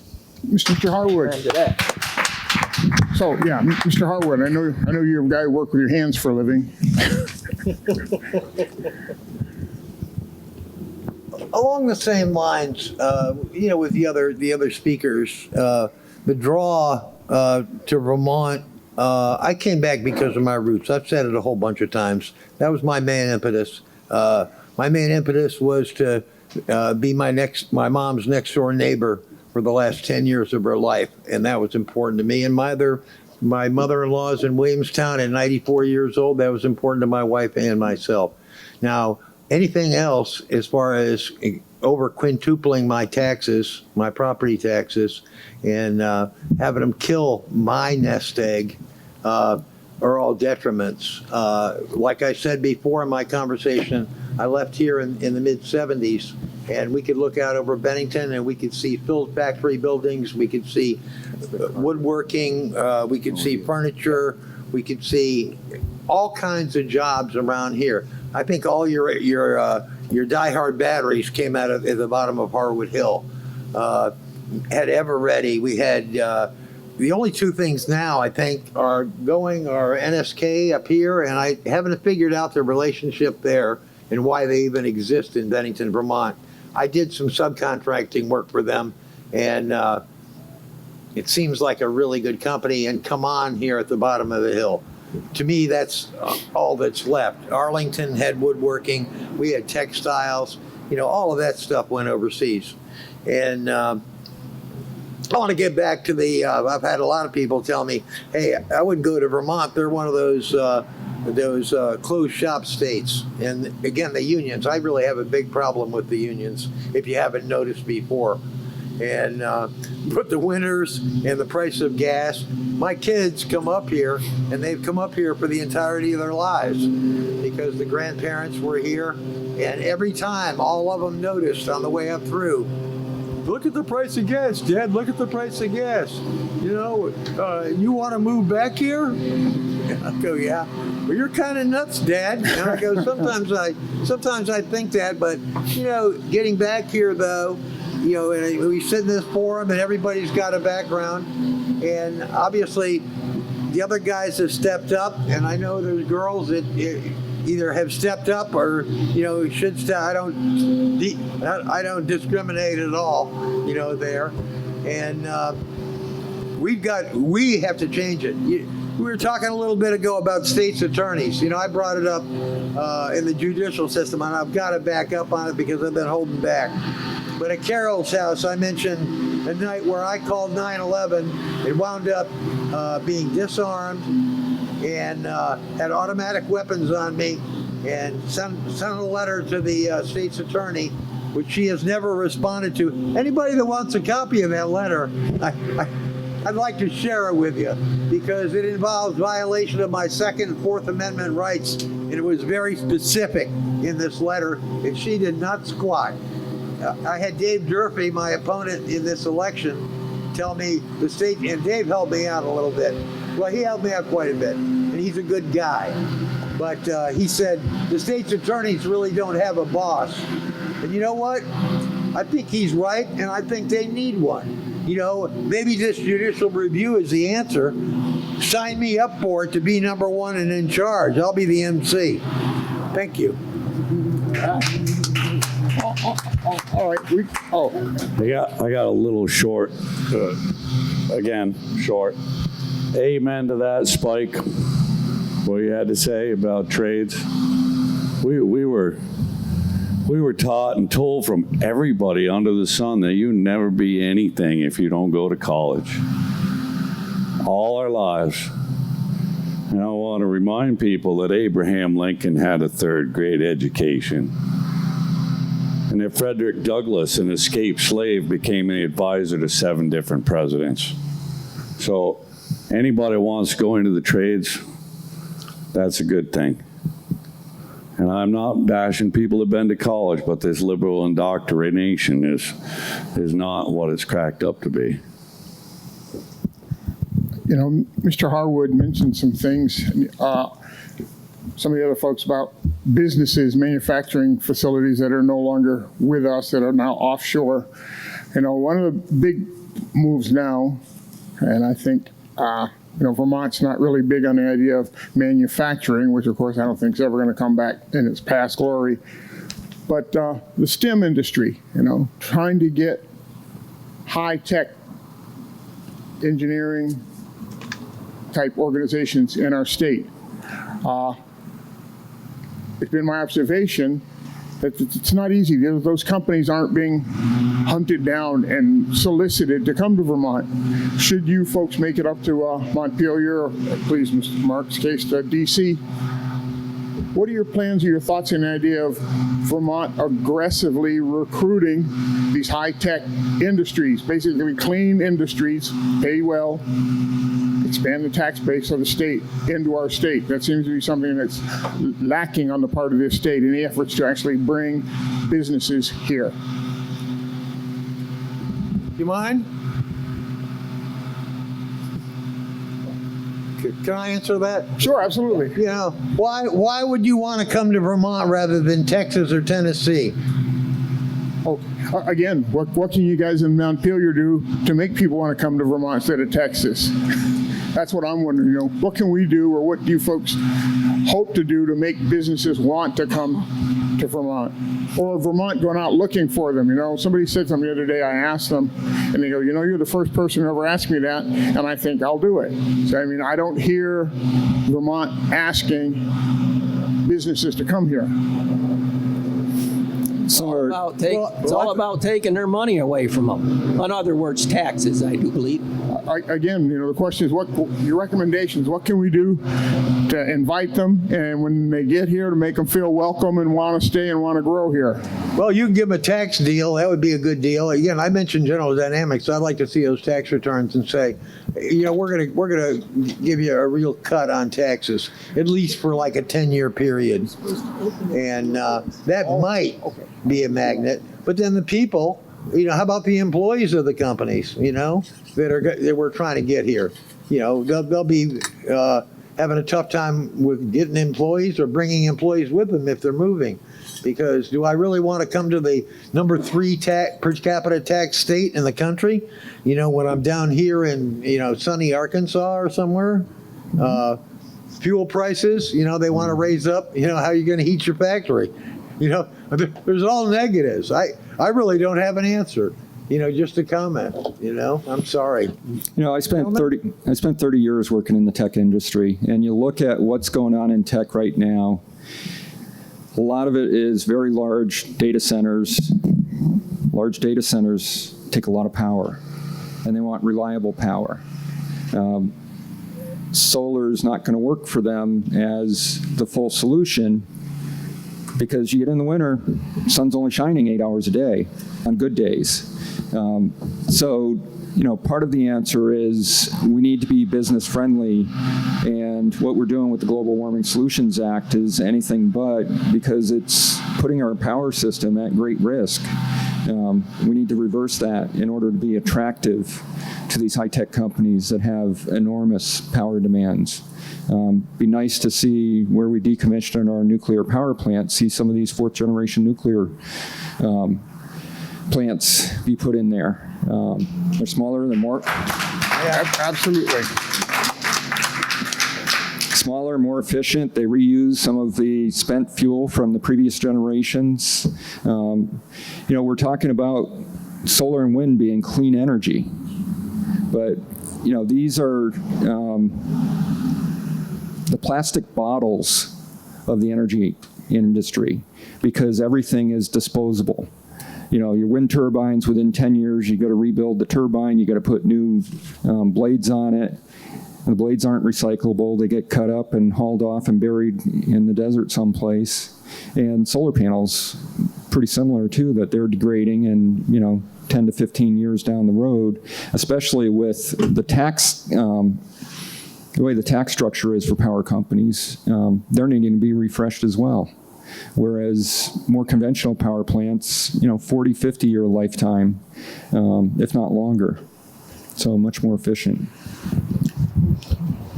Just simply too, we all drive down the road, we see empty buildings and empty factories and empty storefronts and such. I'd love to see some of these factories that just sat vacant and empty for so long used again. Maybe we could look into ways that the state could offer those to new businesses that want to come in as a place to put their business. And the other, simply unfortunate thing is money talks. And I'm sure if we offer a better tax rebate than the other states, they'll come. That's really what business is all about. And so, unfortunately, that's what we'd have to do is just offer a better tax rate. Okay. We'll go to Mr. Cook. After this, I'm going to open this up to the audience. Okay. Okay. Maybe it's the wrong question. Maybe the question should be, how can we get existing businesses to grow to be bigger businesses? Oh, that's a good question. Because what I notice is you let the people succeed and they'll grow. So how do we grow the existing businesses? And we grow these existing businesses and they draw other businesses. And pretty soon you got an industry in town. So. Good point. Yeah. Absolutely. Good point. Okay, Mark. Then we'll Can I say something on that question? Sure. What was the question again? Run that by Question me. is, here in Vermont, what can our legislature, our government organizations do to attract businesses to this state and to Tony's thing, expand existing business? We had a business environment. How can we make Vermont a better place for business and conversely, Vermonters? Elect Republicans. Yeah, we're working on that. We're working on that. I don't like spewing doom and gloom, but there isn't a simple answer to that. A lot of people here have been in the military. It's going to take a long-range strategy, a serious plan, and elect Republicans. Okay. It's been 40 to 50 years of the most anti-business friendly state that I've ever seen anywhere in the world. And it's going to take a lot to turn that around. You don't have the workforce, you don't have the housing, you don't have the education, you don't have the daycare, you don't have the infrastructure, the grid power. So anybody that's blowing smoke up you, that they're going to bring high-tech businesses into Vermont. It isn't going to happen. It's going to be a long-range plan, there's serious work, and a lot of people doing it to make this state a better place to live in. Okay, great, thank you. So I'm going to give up the mic to other people. Is there anyone who has anything they'd like to ask or add to the discussion? If you just step up to the mic and.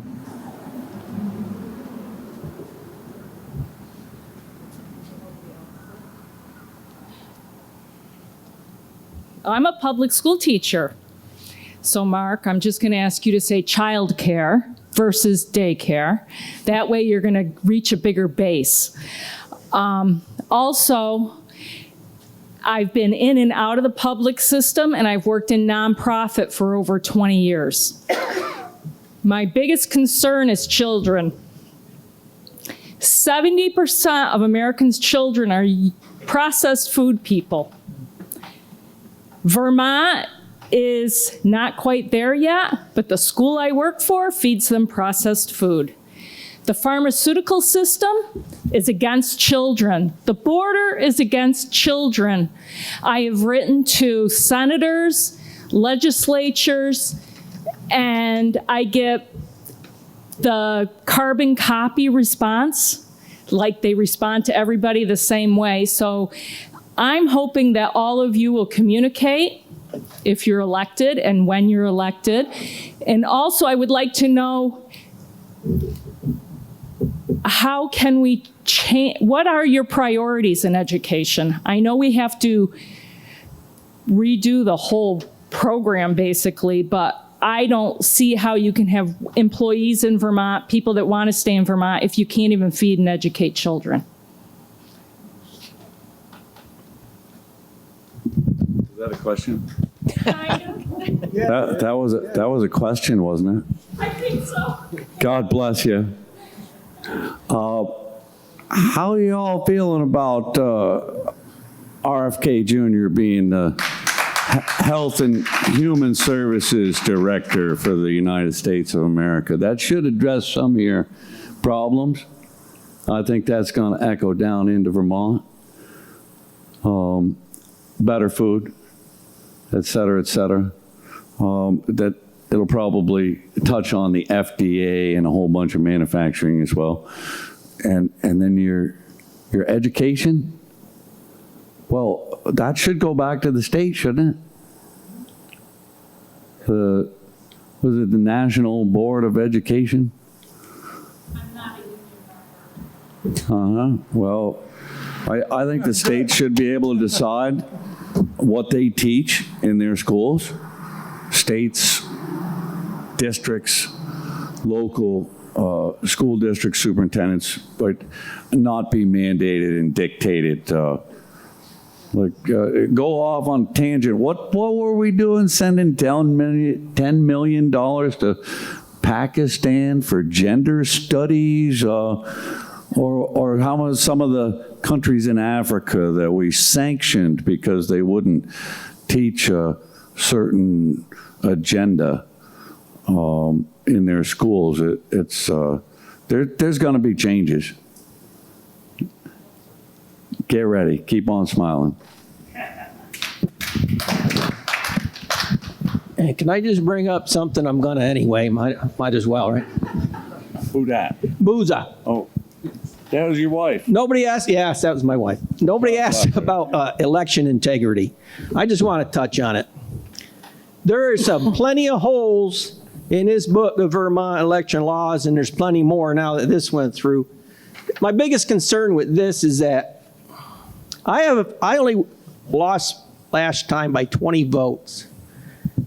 And the people I know who voted may have been carrying last time, and it can come close to that votes.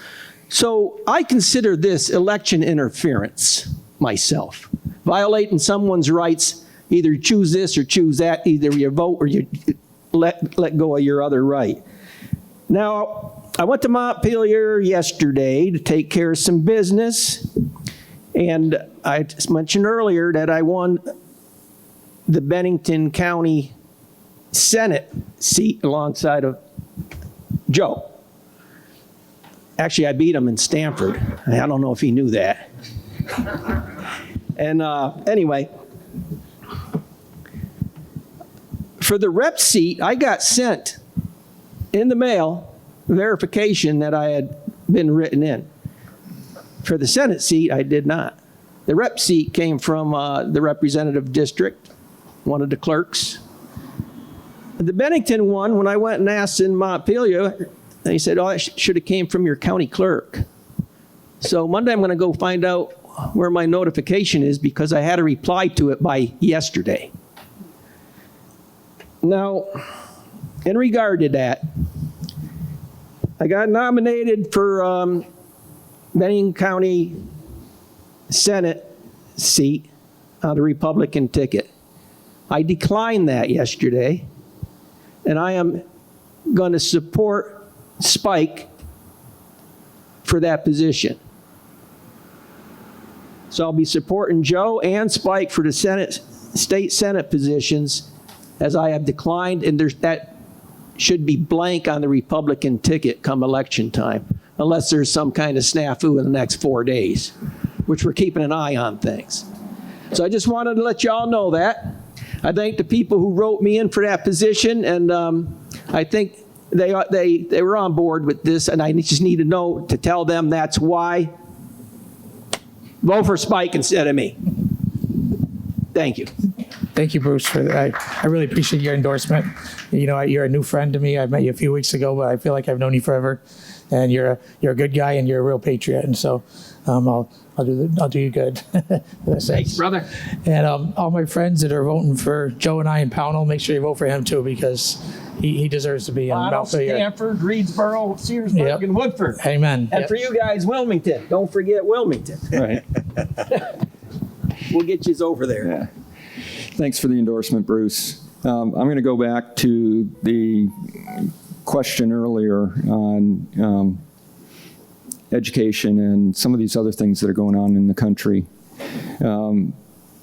That was an area that I was advised, don't bring up unless it comes up, because a lot of people aren't aware of just what's going on with our food industry and our pharmaceutical industry. But if you take a real careful listen to the address that RFK Jr. gave to the nation yesterday, he spelled it all out. The love of money is the root of many evils, and it's money through these processed foods. It's money from these processed foods causing obesity epidemics, diabetes epidemics, and other epidemics that are feeding the pharmaceutical industry. And it feeds into part of our costs with the education system. So it's all interconnected.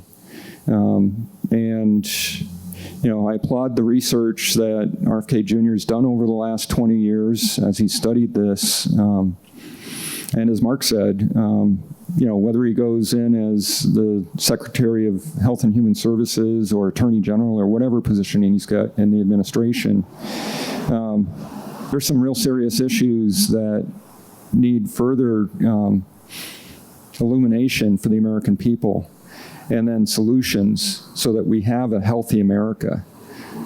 Healthy students that can learn in school, a healthy military that can defend this country, and healthy, productive workers to bring this country back to what it was and greater. Thanks.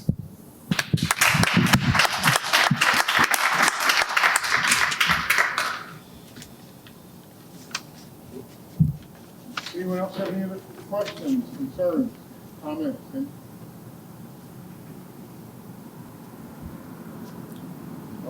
No one else? As a sidebar, something that, now I'm not the moderator, I'm a citizen. We talked about education, the trades, and so forth. I don't know if you folks are aware of this, but Miguel Cardona, who is Mr. Biden's Secretary of Education, is a graduate of Horace G. Wilcox Vocational Technical High School in Meriden, Connecticut. He's a carpenter by education. And I take note of the absolute lack of comment from him or his office on the benefits of a trade education. So I think, that's one of those messages that he's shouting out without saying a word. And I can say that because he graduated from high school with my oldest son, so. But, that in itself is significant, that someone who's a graduate of trade school does not advocate for trade school from the highest position in education in America. If there's no one else, I guess we can adjourn, or is there, Carol has something to say here.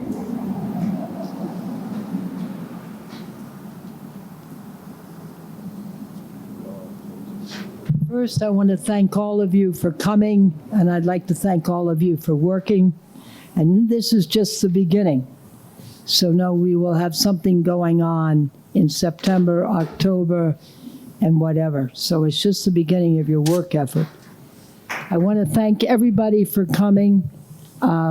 It's been wonderful, but I especially want to thank the people that put this together and have done the television on it and everything else. That was very special. Hey, Carol, I heard some murmurs up here. Do we get a closing statement?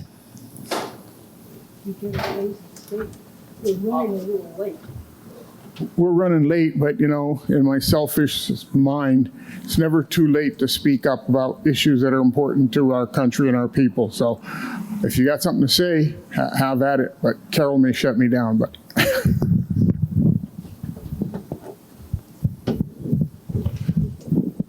I'm going to try and keep it brief while I knock all the bottles off here.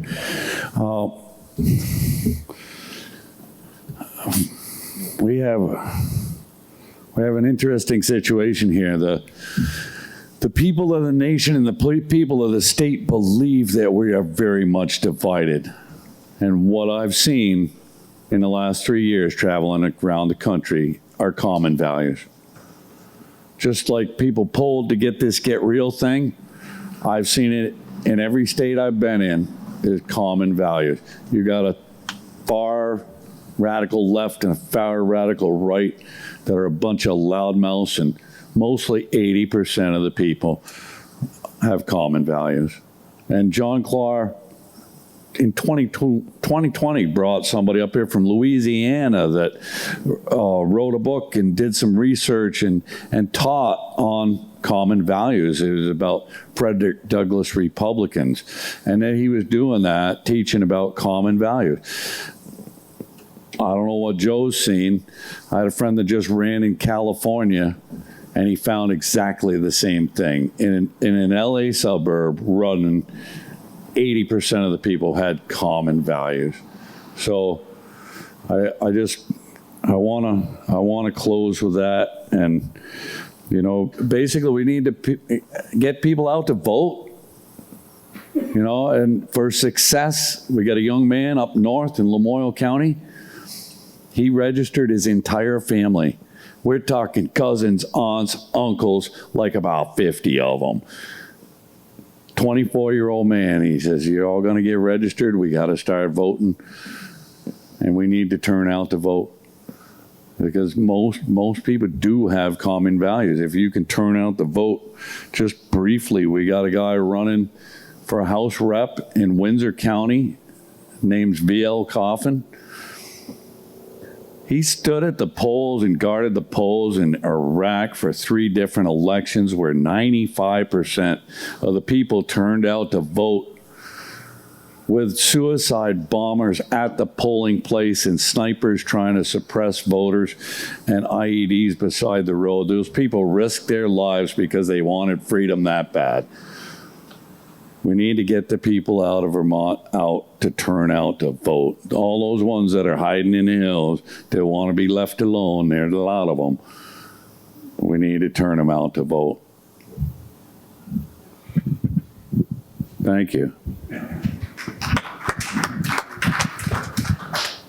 Vermont's got a lot of alleys they hide into, Mark. We'll get them out to vote from there. Behind me is this Get Real sign, and Get Real is started with some polling that some Vermonters did earlier this year of what are the key concerns of Vermonters. Mark talked about 80% of the people having common values. And these areas that were polled didn't matter if you were Republican, Democrat, Independent. These were issues of concern and issues that we've talked about tonight. Wanting education excellence, wanting affordability, wanting a clean environment here done in a sensible way, wanting law and order. I'm running to bring that back to Vermont, to bring representative government back and work on the issues that are important to the people and not necessarily the issues of the special interest. Thanks.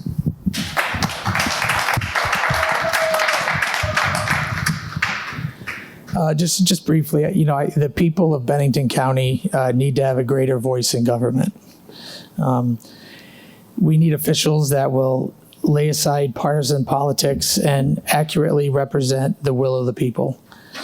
I want to empower the voters of Bennington County once again. I want to bring government transparency and the will of the people back to Montpelier. Just if you speak up, we'll listen, okay?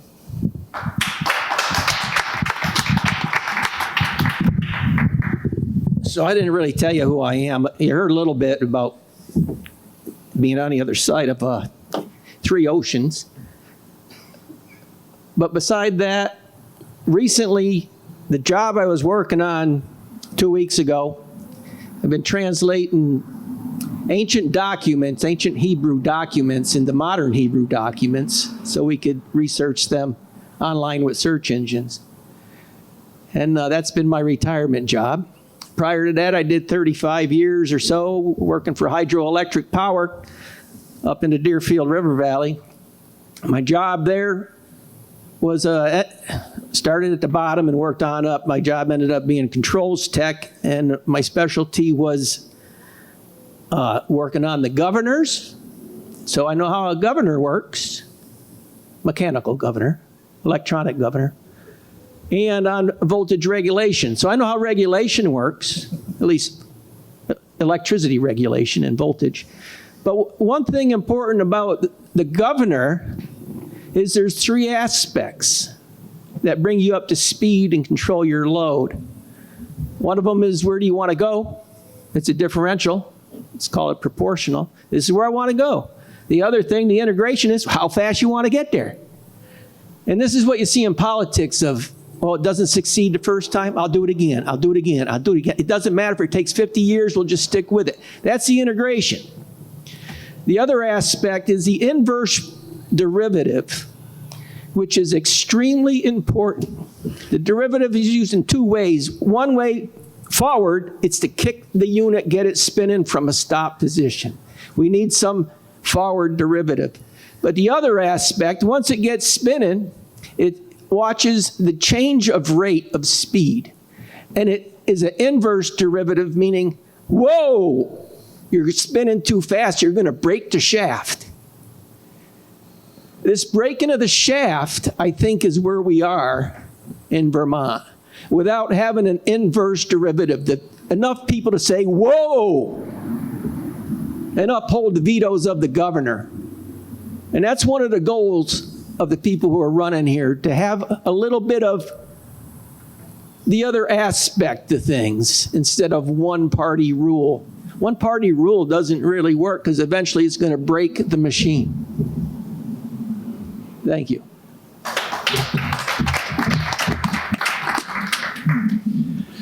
I'd like to say something. You know what? We only have 30 state senators in the state, and we have 2 seats up in this county. We can go a long way at ending the Democratic supermajority by electing Spike and Joe. And I urge you out there to do that.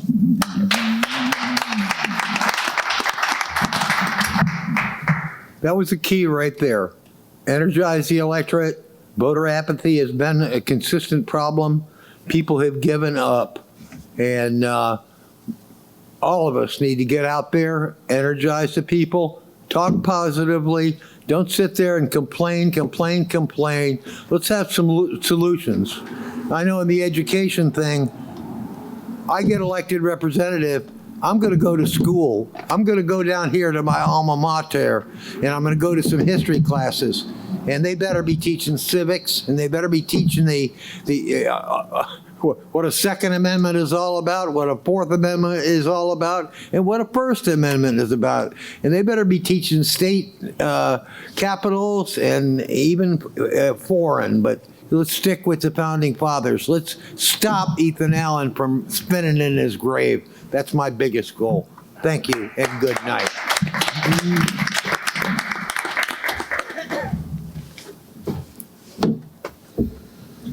Thank you all.